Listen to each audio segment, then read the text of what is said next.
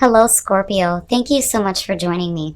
So as always, before we get started here, we're going to take a look at your oracle cards. And this week, Scorpio, from Le Vampire, you pulled Hunter, Aggressor, Tracker, and Provider. And from Chakra Wisdom, you pulled Complacency.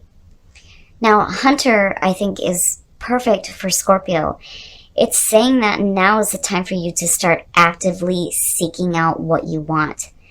You need to establish how you're going to do this, and you need to be honest about it and honest with yourself and find the courage to chase what it is that you want. But when you look at that with complacency, I think some of you may be feeling a lack of motivation or feeling like you're holding yourself back here.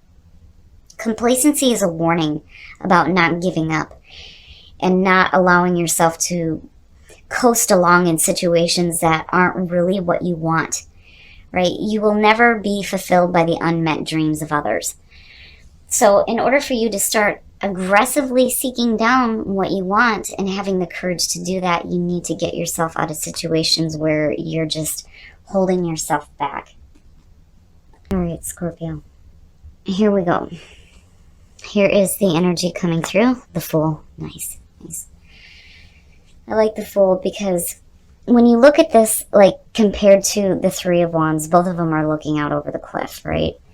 With the Three of Wands, you should already know what to expect because this is what you've been working toward. But when you look at the Fool, you have no idea what you're going to experience. But it doesn't matter. And that is the beauty behind the Fool. It doesn't matter whether or not you're going to have the experiences that you want. You're going to take that leap of faith and you're going to trust in the experience. So big changes from complacency. And I like that Hunter is what's backing that up, because it's like, you know what, I'm just going to go now and I'm not going to hold myself back anymore. And in the past, the Five of Cups, yeah, so emotional pain. And, you know, again, it's about building on what you still have left here, right? But for some of you, dealing with some emotional difficulties in the past. And in the present, that's a big change. So, and it's funny because the cards that you're pulling are like opposing each other in really big ways. The Ten of Cups in the present condition is talking about happiness, domestic bliss, emotional fulfillment. And it's like where in the past you were dealing with emotional pain, you made the choice now to start moving into happiness and start doing that building on what you still have here and making the most of it. Future conditions. I'm looking at this and I'm seeing, you know, you learning lessons here. It's like you're understanding that even though you've had emotional pain and difficulties in the past, in order to have happiness, you have to walk away from what is dragging you down and taking your focus away from what has been lost. You know, the pain has to be left in the past. And in order to move on here, it does take an extreme leap of faith to go from emotional suffering to happiness. And it's like you're learning in future conditions that the way to do this is to walk away from what is emotionally dragging you down. The Eight of Cups, you know, when you say moving on emotionally before you do physically, it's because this may be a situation that you have stayed with for a long time that has not been fulfilling you for a very long time. But in future conditions, you're learning. You're like learning here. It's like in order to take that leap from emotional pain to happiness, you have to get rid of what is no longer good for you. Wow, your best path to follow, the Hangman. Seeing that there, this is Spirit's advice to you. There is a need for you to see your life in a different perspective. The Hangman, you know, when you're looking at everything in your life and looking at the perspective of not just your side, but the view of others, or, you know, different ways of looking at situations, the important thing here is to put your ego aside so that you can attain that enlightenment. It's like Spirit is telling you that before you take that leap in understanding what happiness is for you, you're going to have to really, you know, think about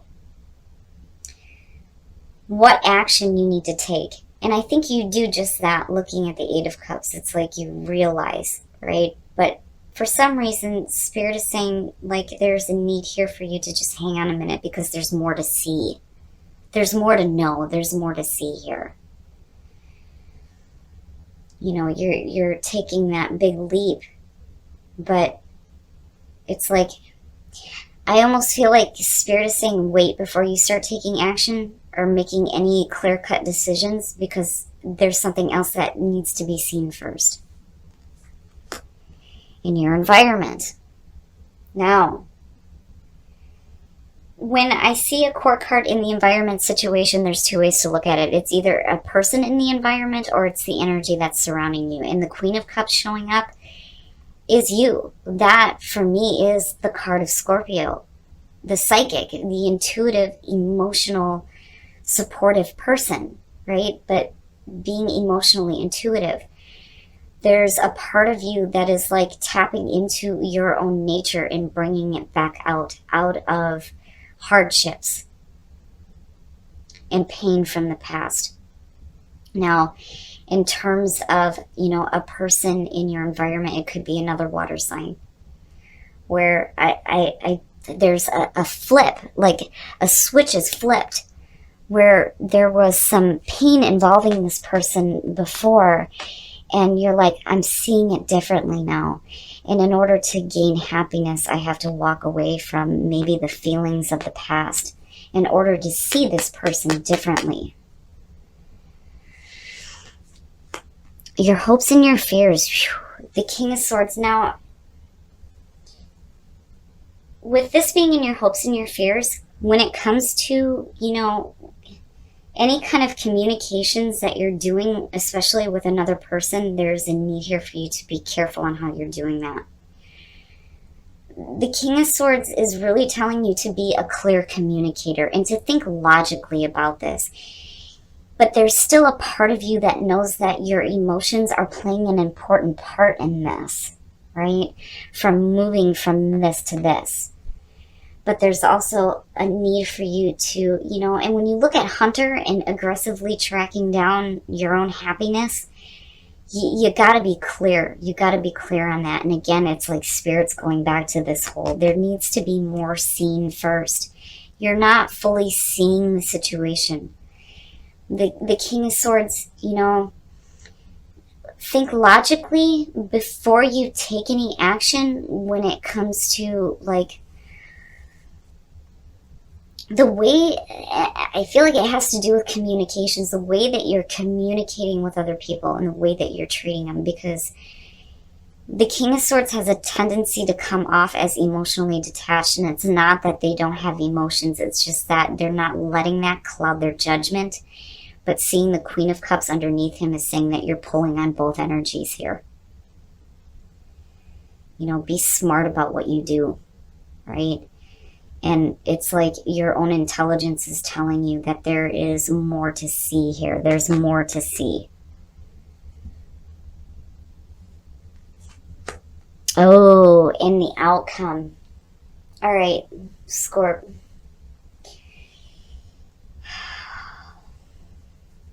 Seeing the Ten of Swords, my brother always told me that it's only 60 minutes before the lights come back on. This is the ending of pain. But this is suggesting that, you know, there's going to be a cycle ending. It's going to be a little bit painful, but the important thing to realize is that this is the end of pain. the end of painful situations, right? The big thing for me, seeing the Ten of Swords, especially as the outcome, is saying that you need to accept that it's over with, because we have a tendency to emotionally cling on to situations that have ended in a bad way, and wanting to like go to the coulda, woulda, shoulda. I could have done this, I should have done that, right? But it's over with. There's nothing you can do here. But it is the ending of pain for you.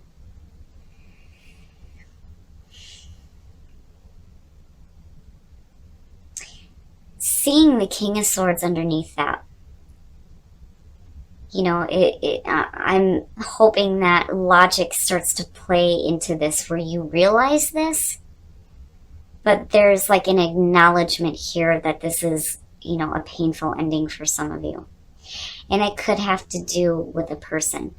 But I'm looking at this and I'm seeing it as you finding your own happiness. By allowing yourself to have that moment to see things fully first. You don't want to look at things from just an emotional point of view. You need to look at it from a logical sense as well. And I think that's where Spirit is coming in, saying, wait, before you jump, make sure that you're using both here, right? Your own intuitive nature and your own logic and reason, and understanding that, you know, these cycles are happening here. And you may have to deal with a painful ending, but again, it is the ending of pain. It is the ending of pain, and there is a need for you to see that. All right, Scorp. We're going to take a look at soul trees to see what other messages there are for you guys, but I'm looking at the tens. And looking at the Ten of Cups and then going into the 8, it's important that, you know, for you to continue to strive for happiness. You can't allow yourself to stay in situations where you're just coasting along. Again, it goes back to complacency, right? And there's a need here for you to really tap into some logical thinking and emotional thinking as well. And needing to see both sides of that, so that you can understand that when this painful ending happens, that it is over. It is over. And the Fool is suggesting that when the new cycle starts here for some of you, you're not going to know what you're going to face, but you can know that there won't be any more pain. A lot of times in a lot of readings, I see this as you integrating yourself into new situations with people. But the meaning of this card is integrating the body, the mind, and the spirit. And again, it goes back to Spirit telling you that you need to see the situation fully, so that when you get to this point, there is an understanding. Inner voice and intuition, you know, pulling on the 2, right? Paying attention to that is what is going to help guide you through the endings that are happening, and understanding that the new cycle is going to be free of pain for you. All right, so we're going to take a look at the romance angels to see what is going on with you guys in terms of love. And your intuition, you know, I mean, that's a word that is associated with Scorpio. It's so important, you know, but there's also that part there where there needs to be logic as well. Scorpio, you know, always has a tendency to go after things based on their emotions. And, you know, when you're doing that, when you're looking at Hunter, again, it's about being honest with yourself, right? Worth waiting for. Divine timing is at work in your love life. For those of you who are single, waiting for this person to show up is definitely going to be worth it. And when you're talking about the divine stepping in here, you know, some of you, this may be meeting somebody of importance. Or some of you are waiting for a relationship, but it's like the timing isn't quite right yet.